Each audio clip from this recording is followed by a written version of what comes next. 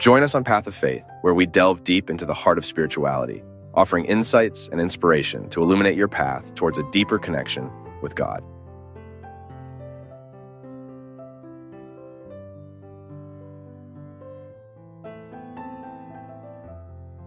It's a passage from St. Paul to the Corinthians where St. Paul safeguards, drawing attention to the need we have to care for the treasure that is faith. He says, "But we have this treasure in jars of clay to show that this all-surpassing power is from God and not from us. We are hard-pressed on every side, but not crushed, perplexed, but not in despair, persecuted, but not abandoned, struck down, but not destroyed. We always carry around in our body the death of Jesus, so that the life of Jesus may also be revealed in our body.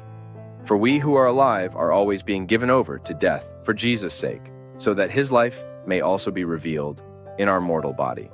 So then, death is at work in us, but life is at work in you."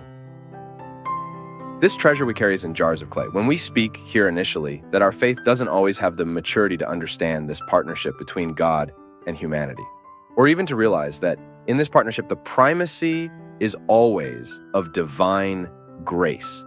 St. Augustine said that we are not capable of doing good unless good had first been given to us. So you see, what I do because God has already done it in me. God only asked for what he's already given us. Look at how interesting this is. If he asked me to love, it's because he has already given me love before. If he asked me to be good, it's because he has already given me goodness before. It's the corroboration of this word. I cannot be by myself. It is always God who sustains me, who helps me. And that's why I need to identify in the daily life of my life, how can I live this partnership without pretending to be his advisor, to keep telling him, because the advisor's like that. I know because I have an advisor in my daily life, and I know how it works. Sometimes I'm there, ready to receive so-and-so, the advisor comes, his name, blah, blah, blah, so that I can greet so-and-so when he arrives, already with the information. So it's that quick information.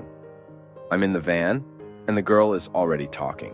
"Father, the event is such, talking about such and such who will receive us. It's Bishop so-and-so, I don't know what, blah, blah, blah. The priest will be there, this and that, so that I know who the people are." Sometimes we want to do the same thing with God. We think we're his advisor, that we're going to tell him all the news of the world. It's like that prayer we sometimes see out there, isn't it? "Oh Lord, look at him, how sad he is. Heal him, Jesus." Isn't that right? As if he were not able to know what needs to be done. As if the wisest one in the story were me. "You see, Lord, she's very upset with life. Come on, Jesus, fix this in her life." Folks, our prayer cannot have that load of arrogance. You know why? Because it doesn't mature us. Lord, we present the person. We present their reality. We believe in your love. We believe in your goodness. That's it. We become more humble in prayer, And then we'll also allow that prayer to clarify within us what we need to do for the miracle to come true. Because it's very convenient, isn't it? To believe in a Nestor God who is always at your disposal, ready to do everything you ask, the way you ask, and in the order you ask. And woe betide him if he doesn't do it the way you ask, when you ask. No, it can't be like that. Our faith has to give us the confidence that he does what really needs to be done, and that sometimes we don't even know. We're so limited that sometimes we think what God needs to do is move this thing from here to there. And we're convinced of that, when in fact, we might be very mistaken. No, God doesn't have to move this thing from here. He just has to drag it over here. And sometimes it takes us a while to realize that what we were asking for wasn't honest. And then God did everything the way we didn't want it. And we realized that it really was the best way to solve that situation. That's why faith should always give us the maturity of silence, of surrender. The other day I was talking about this with a friend of mine who was very upset about a situation she was going through. And I noticed this anxiety due to the excess of requests, the excess of pleas, and of course, I respected it. I'm not in her. I'm not feeling the pain she feels. I'm not experiencing the despair she experiences. Oh, but if my opinion is asked, I don't miss the opportunity. Don't you think you should withdraw more, ask less? You've already asked. You know so closely the mercy of God. Why doubt it now? Because if I ask too much for the same thing, it's as if I were showing it to myself, not to him, folks. Prayer. We need to scale. It's what it does to us. If I ask too much for the same thing, I can generate within me a silent disbelief, or then a belief that God only answers when we insist. Insistence is not to change what he thinks. Insistence must be if it exists. And then we have to change the words. We have to stop asking him. We have to ask for ourselves. It's for our nature to be enlightened by ours, so that we can identify what needs to be transformed in us.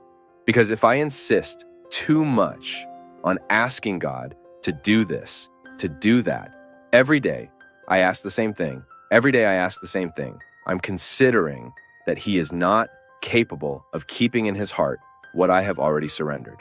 I wish that in your struggles, you always have the right and the possibility to withdraw your excesses so that you can have before your eyes your fundamental truth, without exaggeration, just you. And from that, you rediscover the path of life. Thank you for your kindness, for your attention, and may God bless you greatly. May God pour out on your heart, on your home, on your life, the disposition that characterized the heart of Our Lady, so that in her example, we too can be true Christians, always carrying Jesus in our arms to present him to those who do not yet know him. If something is bothering me, the first thing, what can I do to reduce this concern? Is there something concrete I can do? So, you have a pain, a betrayal. Have you already gone to the trader to return his garbage? Do you have something stuck, something you need to resolve within your heart, throw away, through words, a cry, I don't know, some action of yours that can diminish this feeling of discomfort? We need to do it.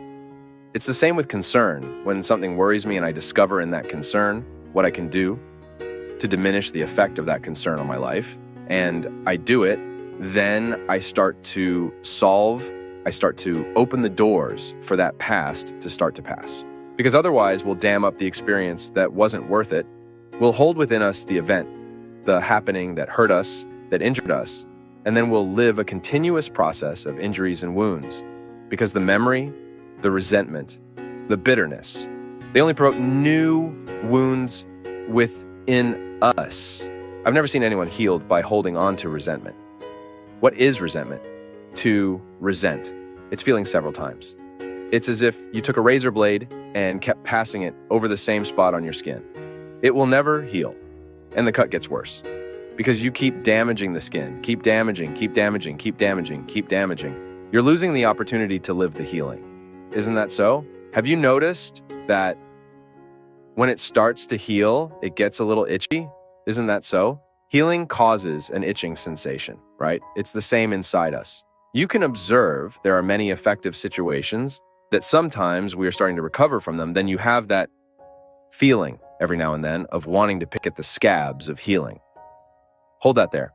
Manage to keep your hatreds under control. Manage to keep your resentments under control. Manage to keep your needs under control. And then you start to experience the liberation process from the negative consequences that that fact has caused you. That's life. Everyone gets hurt. I can't create a dome for myself. You can't create one for you. So every now and then, people will hurt us with words. People will hurt us with actions.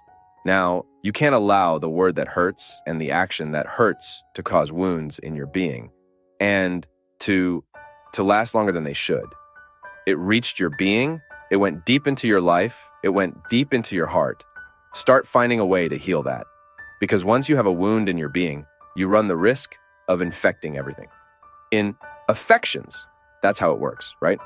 Sometimes something comes, hurts our heart, we lose the disposition for everything. Lose the disposition for studies, lose the disposition for work. Why? This has an impact. It affects us. Now, the time it will take for what affects you needs to be managed by you.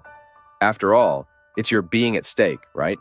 And suddenly you start doing everything wrong because your being is hurt.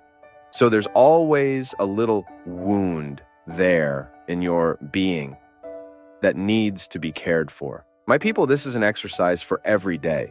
You see? Living the experience of being with Jesus is managing within us all these healings that we need to experience so that we become like Jesus. I want to be like him, but to be like him, I need to heal many things that are wrong in my being. I need every now and then to visit my past, to understand the present. Why am I sometimes arrogant? Was there a time in my life when I was humiliated too much? And because I was humiliated too much, I have difficulty managing the moments when someone contests me. No one is by chance. Healing of being happens. When we pray, when I ask God to come and heal my heart, to come and heal my mind, these are expressions we use all the time.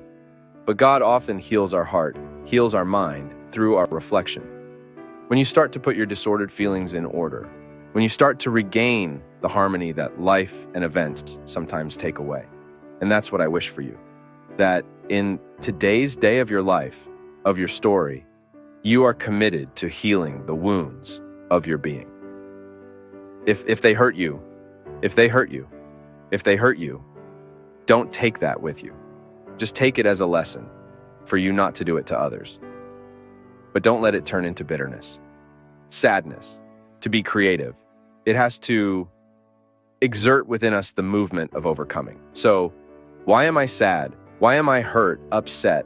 I observe that moment. I live that moment as a purpose of overcoming. Because if I don't overcome, I run the risk of turning it into bitterness. And bitterness doesn't do the heart good. A bitter heart can't perceive life. A bitter heart remains focused on the same things. When we focus on the same things, when we don't broaden our view, we run the risk of making our life experience unhappy.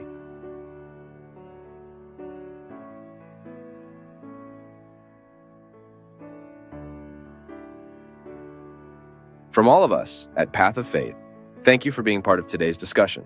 We value your input, so please share your thoughts in the comments. Show your support with a like, spread the message by sharing, and subscribe to stay connected with us on our journey of faith.